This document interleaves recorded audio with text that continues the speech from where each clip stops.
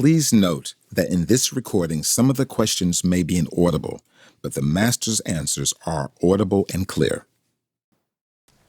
Any question you would like to ask? Yes? Master, last night the professor told us that the body master and the Lord are one and the same.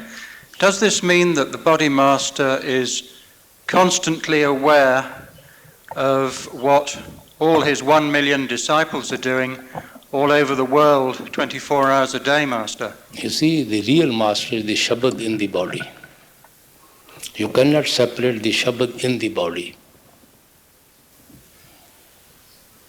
Master is the part of the body and part of the Shabad being in the body.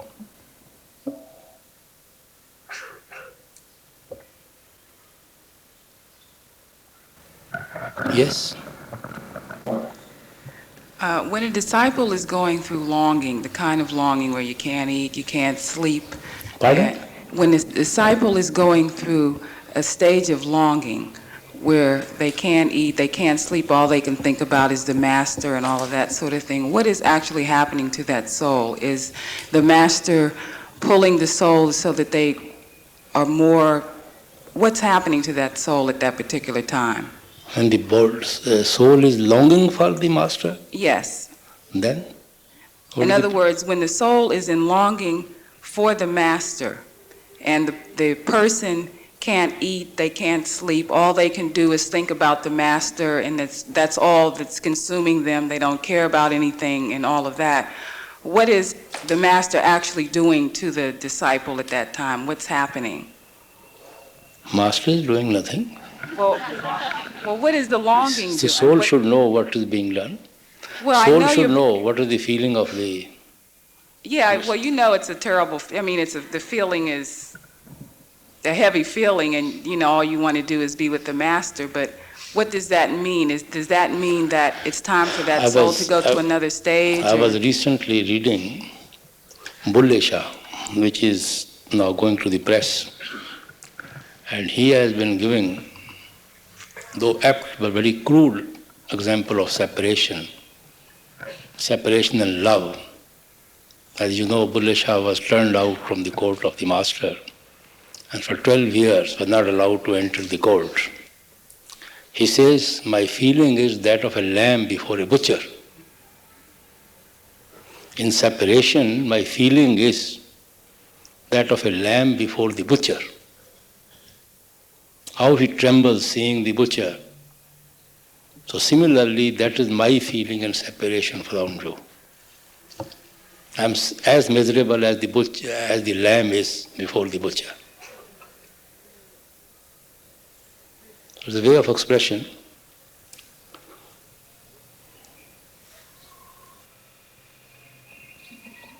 Yes? Maharajji, I was reading in Words Divine on page 13, and it says, if there is true devotion in the heart for the Master and intense longing for his darshan, it is more purifying than 100 years of meditation. Now, only you can give us this true longing through thy grace. May we beg for this every day before our meditation, that you grant us this. Surely this begging will not fall on deaf ears. Well, sister, you need not beg. You could attend to meditation. Meditation is nothing but begging the Lord for grace. Otherwise, what is our meditation? It's nothing but begging, nothing but knocking. Knock of a beggar at the door. That is our meditation. So instead of thinking or praying to the Lord that I am going to beg you, better attend to meditation. That itself is a prayer. That itself is a begging. That itself is a knocking. Thank you very much, Maharaj. There's no higher prayer than meditation. There's no better begging than meditation. Thank you. Yes, please. Maharaji, we're treated like princes and princesses while we're here after we're finished eating our meal, the plates are taken from us. We don't even have a chance to throw them away ourselves, and everything is just done here for us. I go to management and I tell them thank you. They say, it's not me, it's master. You go to master says, it's not me, it's the management. I want to know, is there a third party? Because we are very grateful, and I need somebody to thank because we feel guilty. Everything is being done for us. You should also do something for others when you get the opportunity. Why feel guilty about it? We are all helpful to each other. We are all useful to each other. We are all useful and helpful to the society, at least to our own Sangat, our institution. So we should have that attitude to help each other. Thank you. Master, could you explain to us the meaning of the free will? Well, sister, free will be when we are free. Only a free person can have a free will. A slave has no free will at all. As long as the mind is dominating the soul, dominating us, we have no free will at all. We are subject to karmas, subject to our destiny, subject to sensual pleasure, subject to our desires, our ambitions in life. We have no free will at all. Because we are slaves of the senses, slave of the destiny, slave of our karmas. So we will have definitely free will when we are free. And we are free when we go beyond the realm of mind and maya. When the soul dominates the mind, when soul becomes whole, when we know ourselves, when we are in a position to know the Father, then we are free. Then mind is our slave, and senses are the slave of the mind. So then we are free, then our will is free. Otherwise, we are trying to have free will, but actually we don't have free will unless we become free. Or you can say that we are trying to live in the will of the Father. We can only live in the will of the Father when we are free to live in the will of the Father. When we are not free, how can we live in the will of the Father? We have no freedom at all. How can we live in the will of somebody else when I am myself in chains? So when I become free, then only I am in a position to live in the will of the Father.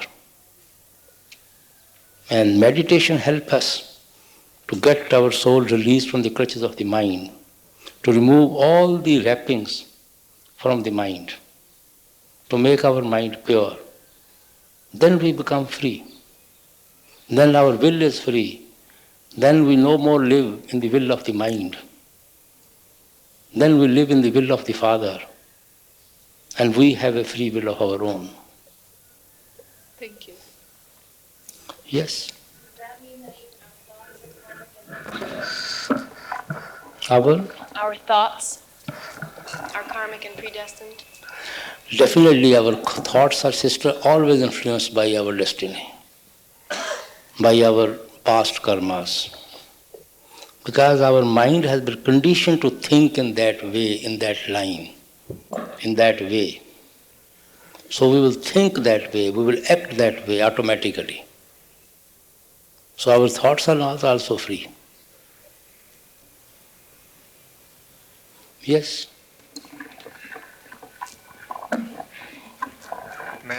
Master, I've read in the books that you have indicated that a family life is a good idea for satsangi.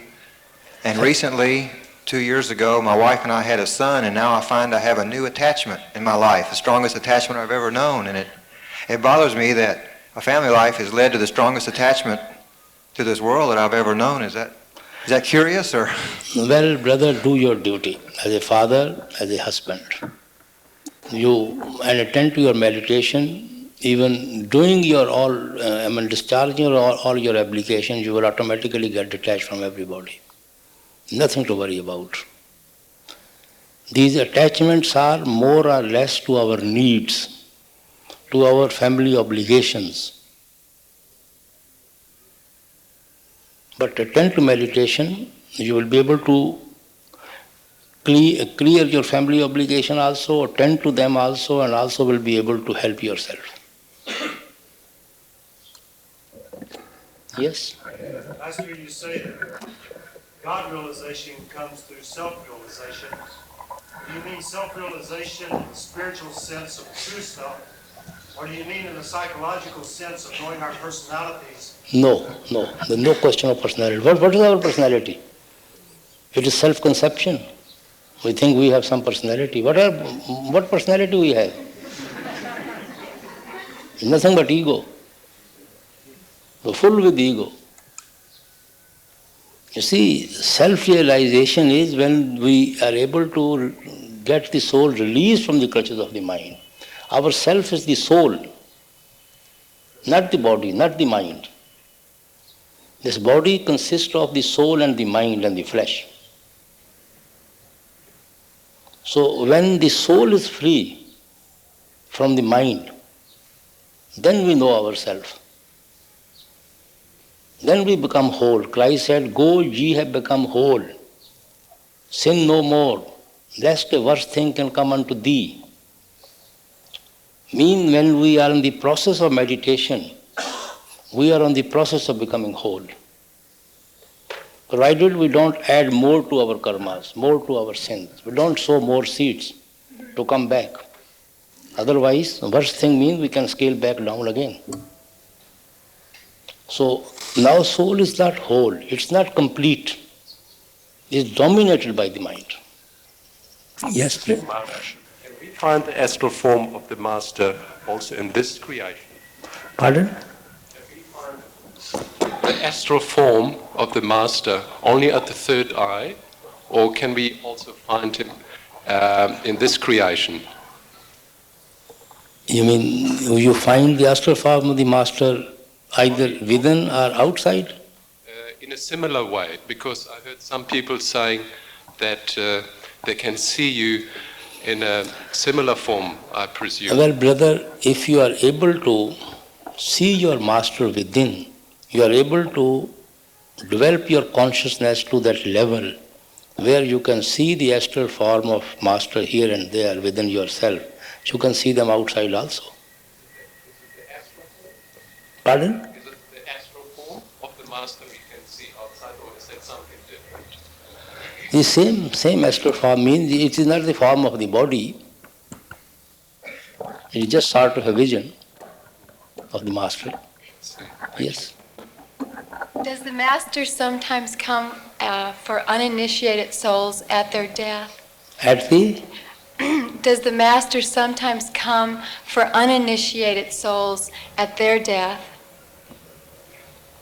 You mean he comes to initiate the souls? No, just comes for the uninitiated souls. Well, he knows best how to pull the souls to the path.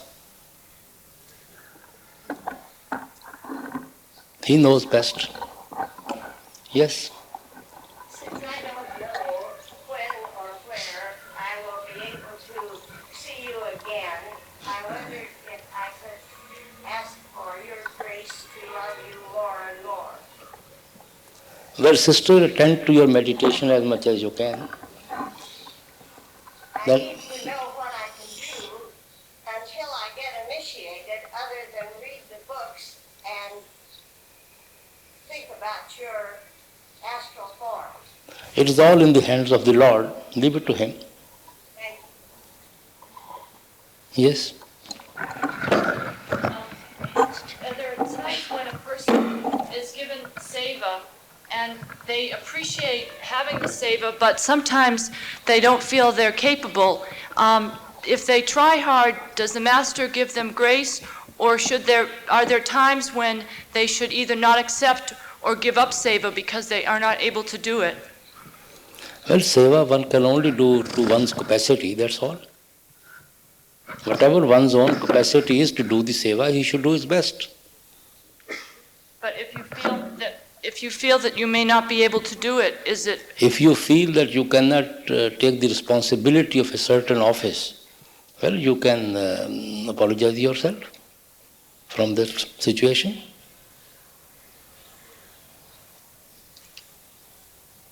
Yes.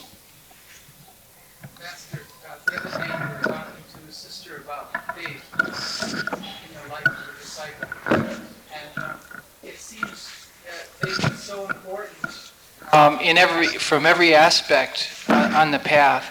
For example, in our meditation, if we have enough faith, then we can really feel that the Master is right there with us every time we sit down for meditation.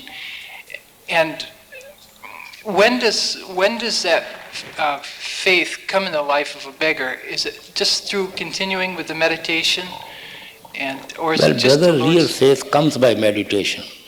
There's no sense in too much analyzing. Yeah. Okay. But real faith comes by meditation. Somebody tells you this road leads to Calcutta. A real conviction will come to you when you drive on that road and go on seeing those road signs. That will give you the conviction that you are on the right road. First, you have faith in the person before you could start driving. But then conviction starts coming. One wants to have that faith at least before you see the radiant form of the Master, so that when you do sit down in meditation, you feel like you feel when you're in the presence of the Master. You just feel that same feeling of closeness with the Master. It seems like it's not the faith, it's not enough. Meditation creates all these things. Yeah.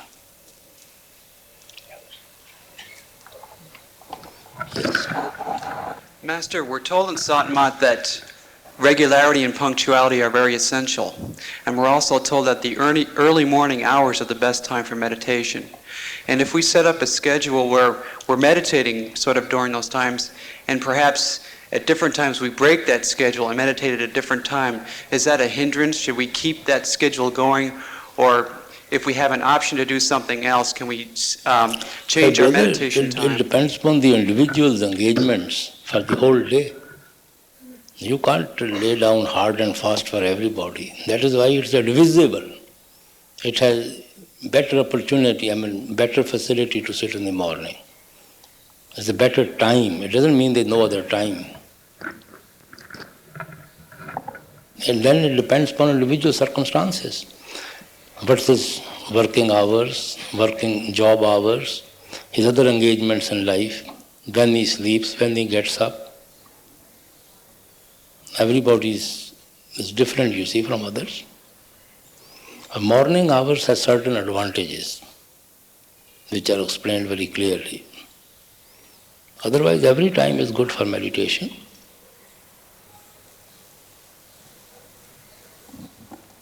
Master, could you please advise me? I have an elderly mother that I have a problem because she's very upset that I have left the religion of my childhood. And I don't know how to put her mind at ease. She prays all the time for me that I will come back to it. And secondly, now that she is getting very old, it's difficult for her to attend her church. I think it may reach a point where I will have to take her. It's very important to her that she go, and I feel a duty. How do you advise me, Master? There's no harm in taking her to church. Why not? If it makes her happy. And how to put her mind at ease, Master? Pardon? How to put her mind at ease? Yes, take her to the church. No, I mean about me not wanting to practice that religion anymore. But when you will be taking her to the church, automatically you will be in the church. Thank you, Master. There's nothing wrong in going to the church. Then we can visit so many other pleasure places. Church is no less, you see. Why not church? After all, it is a house of God, so-called house of God, you see. Yes? My question has to do with love. You have said on many occasions that our love, human love, is a selfish love. It's based on what one person can do for the other. And the love between disciple and master, it's very hard for me to accept because master doesn't want anything back in return, and it's very uneasy. You know, with your friends or your family, you do for them and they love you back, and you're always expecting something back. There's a lot of reciprocity there. But with master, there's no guilt put on us. No one's going to whip us if we don't do our lessons. Well, brother, master doesn't leave anything with the disciple even. Master take everything from the disciple in return.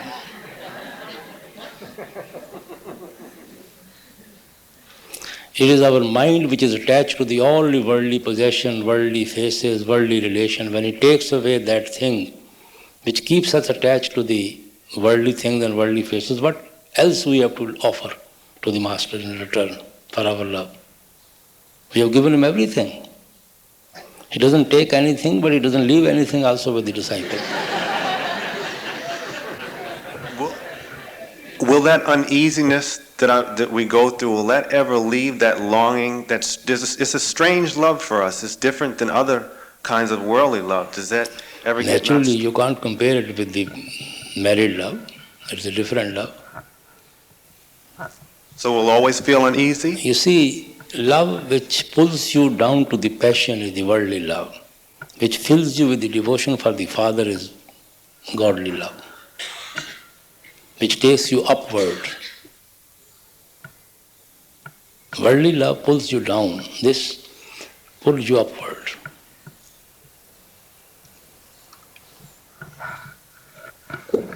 Yes.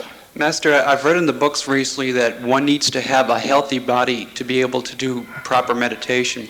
Is it an individual matter of how much effort one puts into being healthy? If suppose one is not really... Definitely it's an individual problem. Definitely it is an individual problem. Yes? Master, could you comment on there's no failure in Sant Mat? I've read it many times, but I'd just like to hear it from you again. Failure in a sense that once the seed has been sown, it is going to sprout, sooner or later. You see, first may be the last, last may be the first. That's different. But everybody will get the reward for his wages. So if we are putting efforts every day, whether we succeed to our satisfaction or not, we are going to be rewarded for that.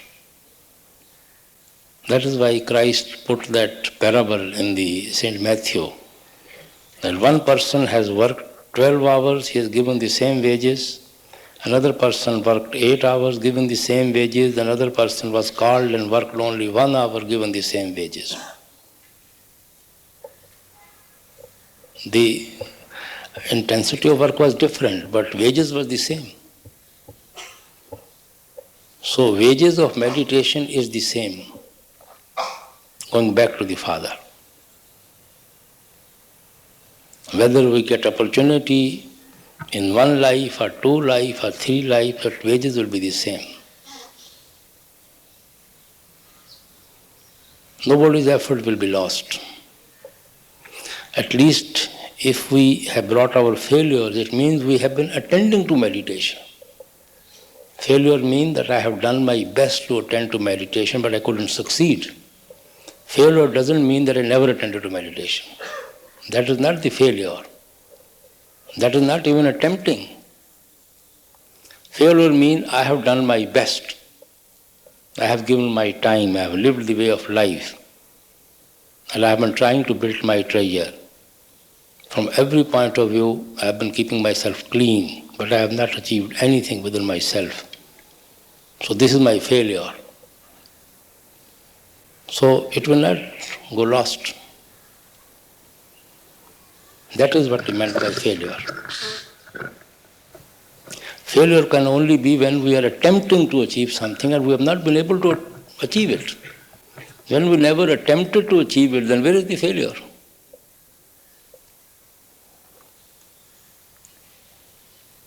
If the child doesn't even try to learn to walk, he will never learn walking, you see. But if child is trying to learn to walk, he is bound to fall here and there and get bruises. But he is attempting to learn to walk.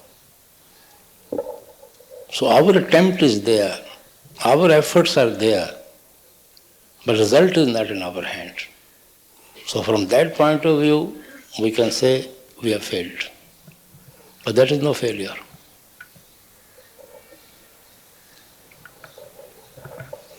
Yes. Why is it that when a disciple wants to give everything to the master, they can't, and then there's a constant pull back and forth between the master and the senses, and the disciple feels like they're being torn in half? Pardon? When a disciple wants to give everything to the master and tries to, but the pull to the senses is still too strong, and you feel like you're being torn in half. One half wants to go with the master and the other half with the senses. And why does that happen, and how can it be eased? Well, that is our constant struggle with the mind every day. That is why we attend to meditation, to pull ourselves from the senses. That is the reason we attend to meditation.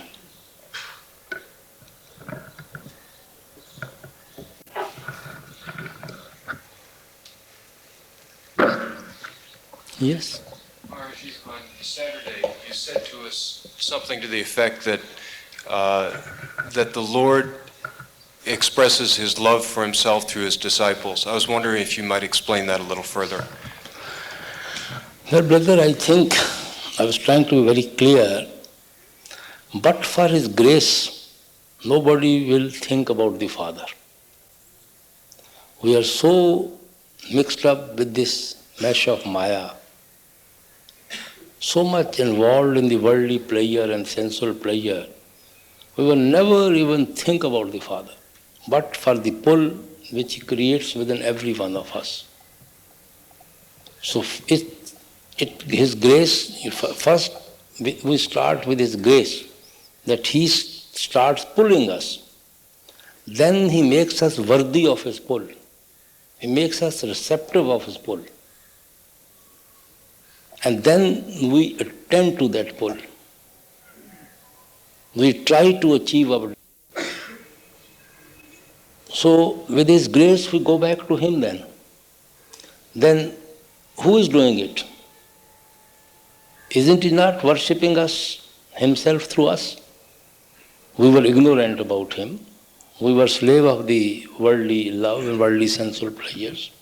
He created that fire within us. He created that pull within us. He gave us the opportunity, He gave us that good company. He put us on the path, gave us the company of the mystics and saints, and make us more restless to become one with Him. And so restless that day and night we are thinking about Him, and we are trying to worship Him, and we are meditating on Him. And then we achieve our destination. Then who's worshipping? Whom? Through our body, He is worshipping Himself. Because without His pull, without His grace, without His making us receptive, without His giving us opportunity and facilities to meditate, nobody will do anything at all. I gave the example that day also, that if we are hungry, there is no food in the plate, we have nothing to eat. If the food is very delicious, very attractive, and we have no hunger, we don't even look at the food. But if we are hungry also, and the food is also very delicious, then your hands don't resist. Automatically they start picking up and taking to your mouth. So this is the effort what we put in life. Automatically hands start working. Because the hunger is there, pull is there, food is there, crop is there, harvest is there, and pull is there. So we just reap our crop. So without His giving us hunger, without His giving us food, we will achieve nothing in this life.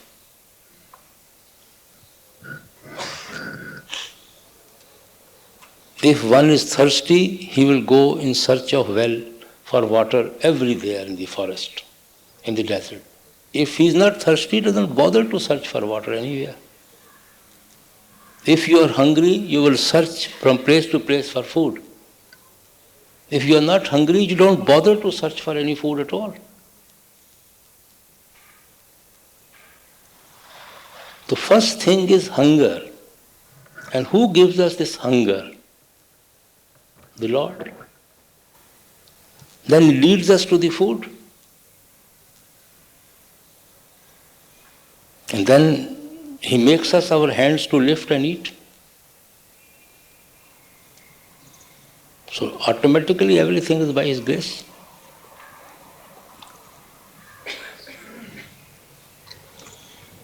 Yes.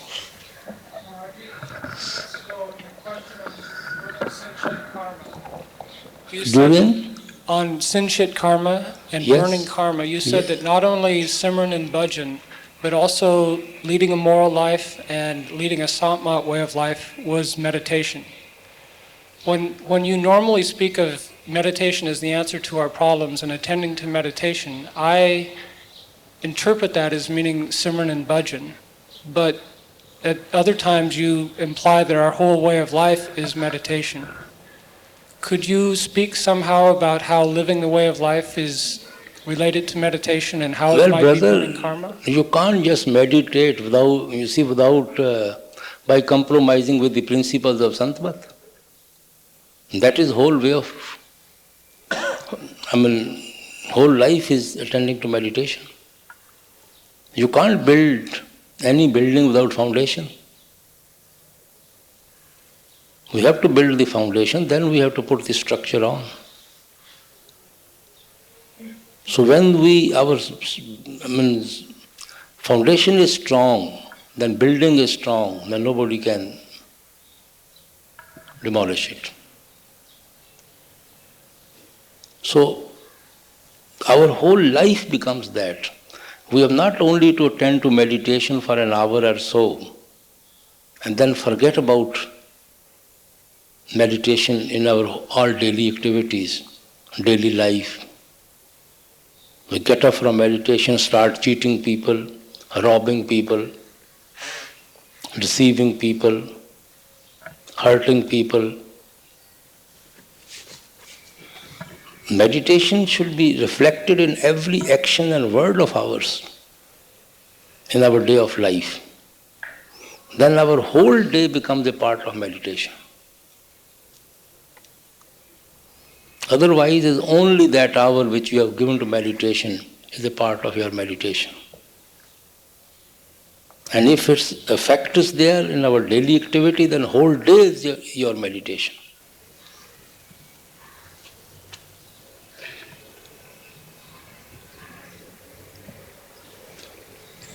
Yes? Master, if meditation is the highest form of seva, is any other form of seva, the external forms of seva, really necessary for inner progress? And if so, how much external seva should we be doing? Well, brother, external seva definitely helps us in many ways. In every way, external seva helps us. It helps to eliminate ego from us. We have rank consciousness and we have wealth consciousness. We have our status consciousness, our achievement consciousness. This is just like, you see, that, it makes us so egoistic, these things. And seva helps to eliminate all that. It brings us to the human level, to the level of human level. It definitely helps us. You give us guidance as to how much inner seva we should do. You say 2.5 hours a day. That's right. Can you give us guidance on how much outer seva? It depends upon the individuals, you see, and then opportunity. It is by His grace we get an opportunity to do any seva of anybody. Everybody can't get the opportunity of doing seva, I would say. It is entirely His grace that we are capable and we get an opportunity to do seva. Many people may be wanting it, may be anxious to do it, They never get an opportunity to do it. Their circumstances don't permit them. Their environment's atmosphere doesn't permit them. Their family commitments don't permit them. So it's by His grace that we get this opportunity, I would say. Everybody doesn't get the opportunity to do seva. So we are grateful to those people also who give us opportunity to serve them. Thank you, Master. Yes. The Great Master wrote that through Simran we achieve thought transference, that is, thoughts from the Master to the disciple. How do we learn to differentiate those thoughts from the Master from other thoughts from the mind, no matter how elevated those might be from the mind? How do we tell the difference Just between do your Simran. Don't worry to try to analyze this is a thought from the Master, this is a thought from the call. You will whole day go on analyzing thought which has come from which direction. It's all the tricks of the mind. Just attend to your meditation. Automatically your thoughts become better, your way of thinking becomes better.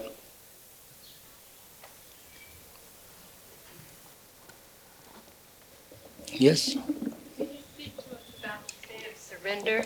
Pardon? Could you speak to us about the state of surrender? Surrender?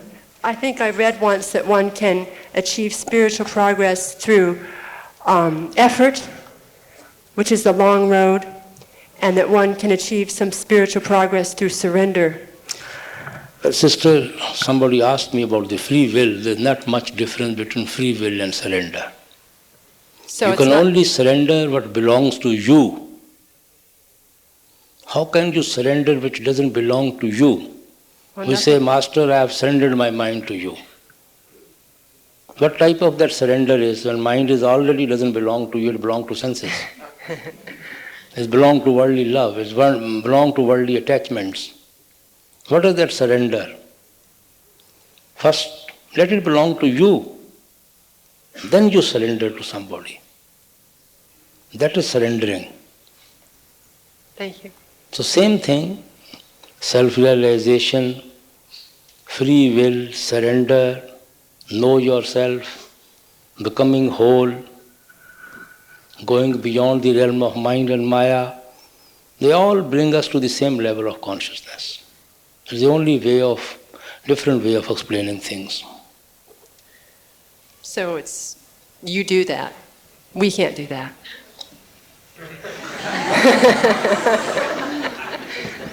Yes, please.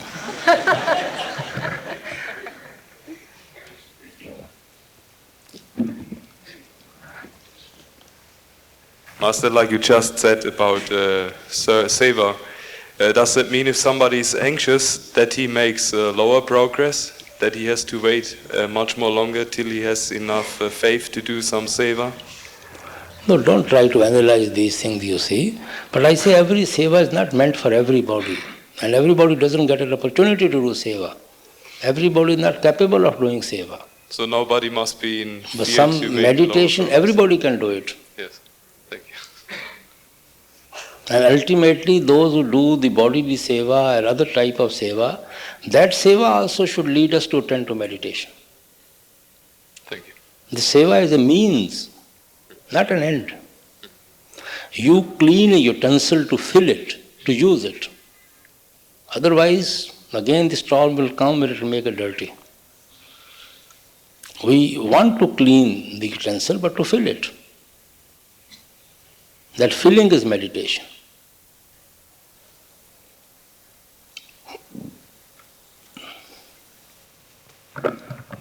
Yes?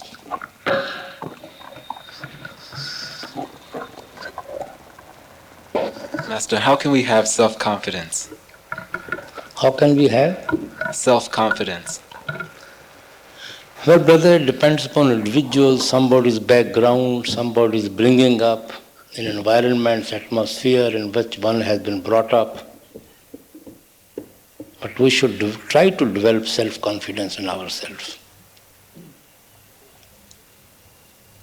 Meditation definitely brings self-confidence in us. It definitely helps us to build the self-confidence.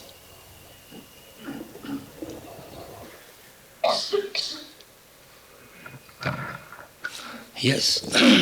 Could you tell me, do masters have karma?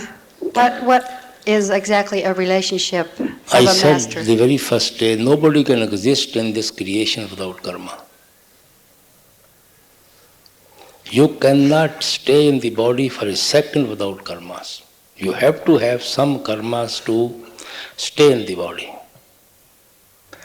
Christ explained about the karmas. He said, I can take this body when I want to, I can leave this body when I want to. Mean that I am master of my karmas. Karmas don't dominate me. I control the karmas. But karmas have to be there to be in the body.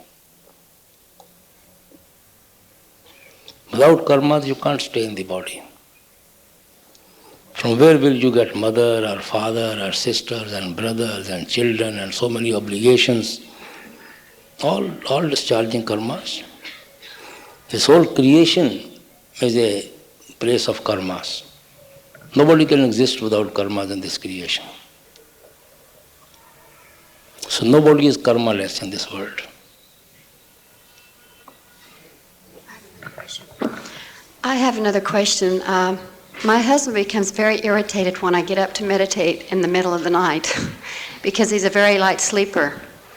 How do I go about explaining to him that this is very necessary for me and that I cannot do it during the day because I have small children, and still keep peace in the family and be doing my obligation to Master? Well, brother, it is your mutual problem. You have to discuss among yourself. Thank you. Yes. Master, what's the benefits of singing a Shabad before a satsang? So that people don't gossips. Thank you. They sit quietly and at least create a good atmosphere to hear the satsang. Otherwise, we can never sit quietly. We'll create all sorts of noises, discuss all domestic problems, tear our neighbors into pieces unnecessarily. So if somebody is singing Shabad, we are just involved in that. It has a great advantage. Yes? Raji, can you tell me, did Great Master speak any English? See, yes, he did speak in English, but not very fluently. Did he give satsangs in English at all? No, he would speak few words here and there of English and quite good sentences. He would write also. But there was hardly an opportunity to give satsang in English for him.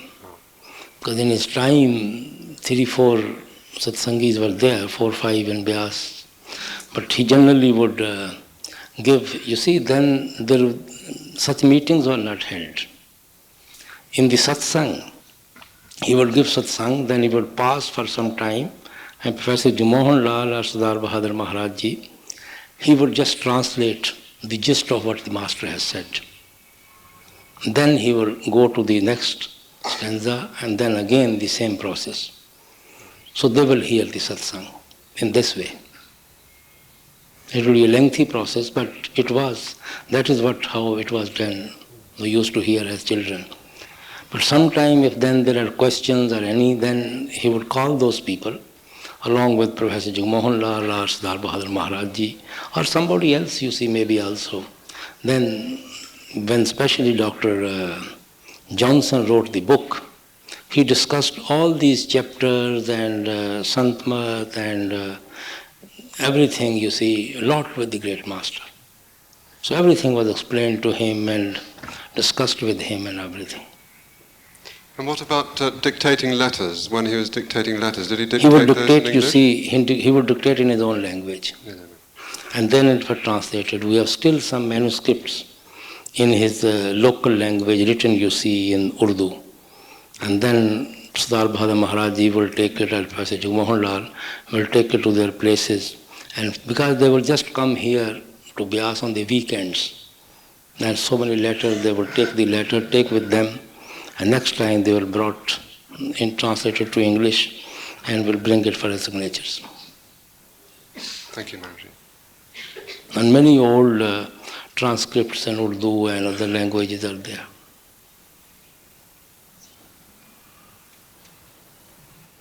Yes? We like to hear about miracles, and we like to have things that you have blessed. How can we learn to understand and appreciate that the life that we have, in which a master has come to love us, is the real prasad and is the real miracle? I'm not following your point. We like to hear about miracles. Miracles? The things that Master does, the wonderful things he does. And we like to have our things blessed. The greatest miracle in our life is that our whole pattern of life is changed. First we were running after the worldly pursuits, now we are running in a different direction. It is no less miracle than anything else. Masters don't play any jugglery tricks here and there. They change the very pattern of our life, very attitude of our life. And that is the greatest miracle what a disciple can ever feel.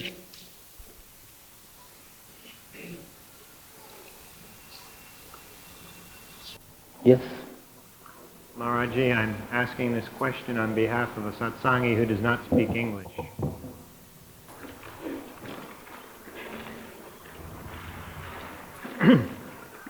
He asks as follows. Master, I believe I feel a little love for your physical form because upon seeing you, I find you sweet and beautiful, and I feel my heart warm. When I see you, I think that you are deeply in love with God, and a deep feeling of friendship takes hold of my heart. The Father, the friend, and the Master that my heart wants is a total union outside of all limitation. Master, I know well the little time that you have to attend to everyone in your physical form, the way the heart wants, and I know the limitations of language in this world. For this reason, I want to see you inside. This feeling goes to the extreme of not having any interest in seeing your physical form when you are far from me, and I cannot see your expression and feel your warmth. My question is, Master, is this bad? Well, nothing is bad. I appreciate her sentiments. She should try to devote her time to meditation. That will solve all her separation. That will solve all her problems. Thank you. Yes? Master, what is the relative importance What is the? What is the relative importance of right behavior and meditation for spiritual progress? You mean what is the right behavior? No. Which is more important, or how important are both of them for spiritual progress? There are only two things important: to live the Santmat way of life and attend to your meditation. Only these two things are important in life. Don't compromise with your principle and attend to your meditation.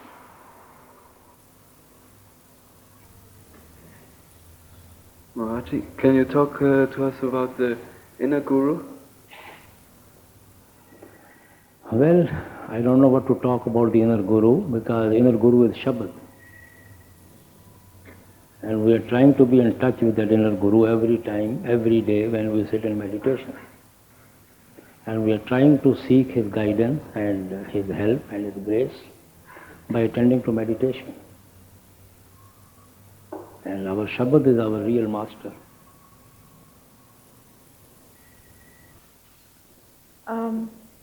When I try to focus at the eye center, sometimes I strain my body physically. And I'm wondering if I could concentrate on you and the words that would I automatically be at the eye center when I do that? Sisters, we strain the eyes when we try to look something within by physically inverting our eyes inward. Then we strain our eyes. These eyes have nothing to do whatever we are going to see within. So we should not try to avert our eyes physically to search something within. We should just close the eyes and forget about them. Mentally be in the darkness. And don't try to visualize or contemplate on the words. Either keep your attention in the darkness here or try to contemplate on the form of the Master. And forget about the words.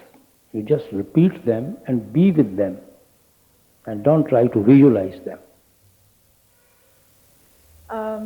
I've heard some people sort of imagine, like, here I'm sitting here and you're sitting up there, and then... Well, you can think that you are doing similar in the presence of the Master. But don't try to associate your dhyan or contemplating on the form of Master with his outside activities. Because then your mind will run out with those activities and will forget the Master. Mind only wants excuse to run out. So if we associate the Master with the outside activities, then there's a danger of our mind running out. Thank you. So just contemplate on the form of the Master, on the face of the Master. Maharaji, I heard of some satsangi who have been able to get the darshan of the great master without having seen him in this world. I was wondering, is this darshan always due to photographs, or can it be real? Well, brother, it can be due to their past association with that personality. And sometimes they do get the reflection of the past masters also, with whom they have association in the past lives. So it's not only due to photographs, it can be real. It can be, but it can be real also. Generally it is real. May I ask another question? Please.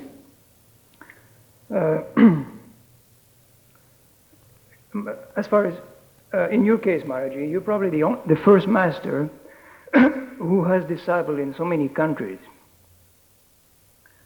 And I'm curious, a little bit curious about the division of the Sangat into countries. Because we do so many things which try to eliminate the division between men and men, like the Miti Seva, the Brick Seva, and so on. This is to make us feel that we are all the same, all alike, and that there's no difference. And yet,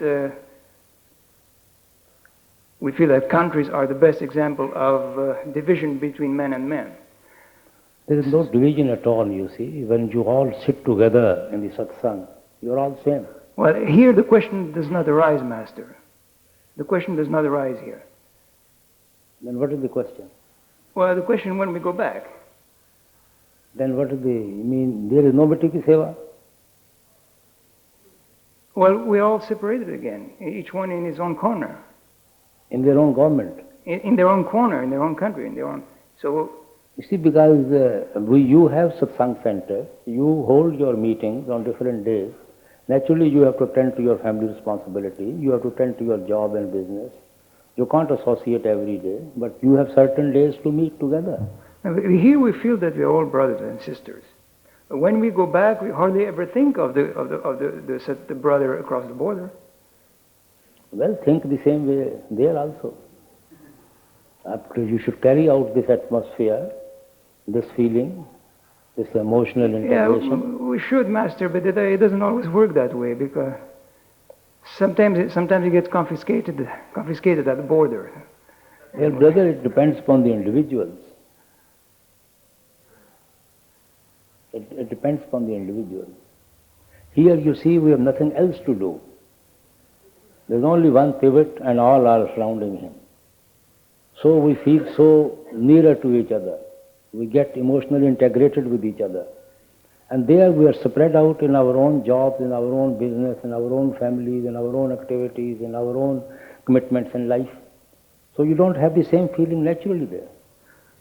Yes, that's right. That's why there seems to be a contradiction, because here the question does not arise at all. There's no contradiction, because you don't get that chance everywhere. Here you get the chance to be together where you don't get the chance to get together. Otherwise, mentally you are all one. Emotionally, you should all feel nearer to each other. Master, we're constantly encouraged to develop love, faith, and devotion for the Master on the path. And many times for me it seems that that's something I play in my imagination. I try and yet it's something intangible. When we come to see you in your physical presence, then it becomes very tangible and what feels much more real inside.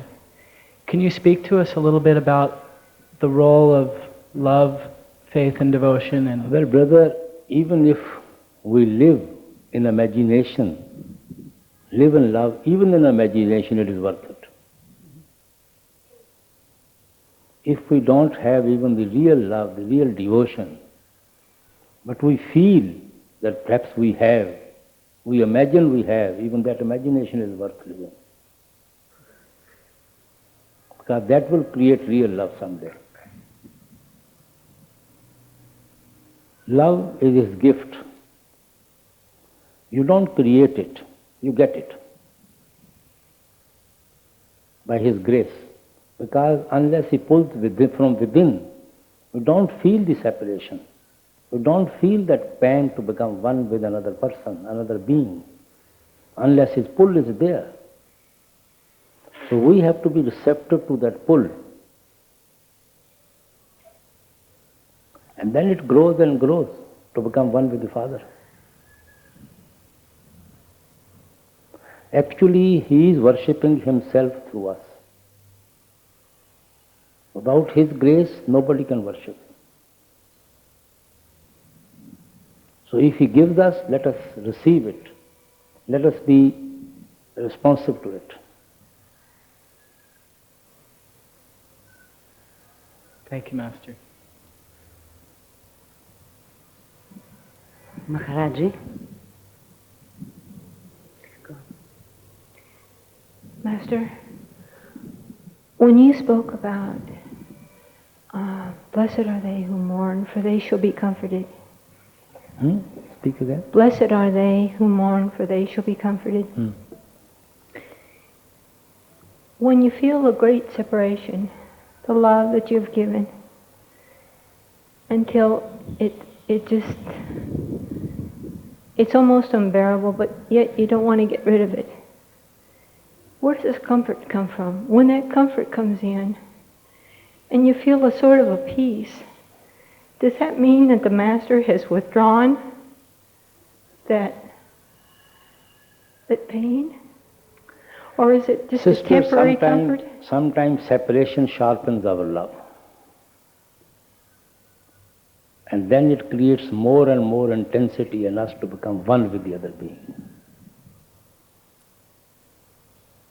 But where does the comfort come in? Comfort is always there. Comfort is only in His lap.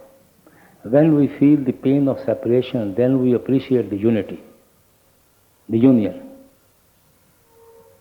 Without feeling that pain of separation, we do not appreciate the unity.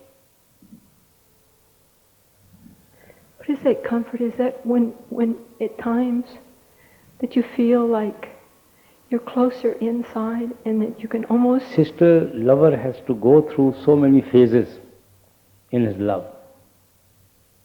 When the child, after the birth, starts growing, you know through how many phases the child has to go through before he becomes a man. So similarly, lover, right from the seed of love, a ray of love, he has to pass through so many phases before he grows in his love and devotion to become one with Him. So we shouldn't try to analyze much the depth or the phases of love. We should just live in that love, enjoy that love, and do our best for the union. Thank you.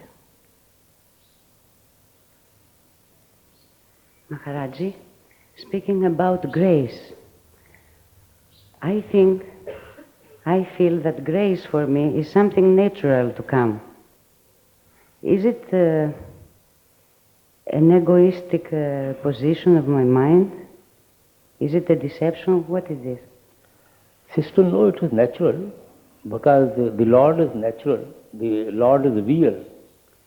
Yes, I mean, I reality is nature. I can't feel grateful in a way. I say it is just natural to have it. But who has created that natural feeling? The Lord. Then? Okay. Is there anything wrong with me? Nothing wrong with you. Okay. Not that we see of.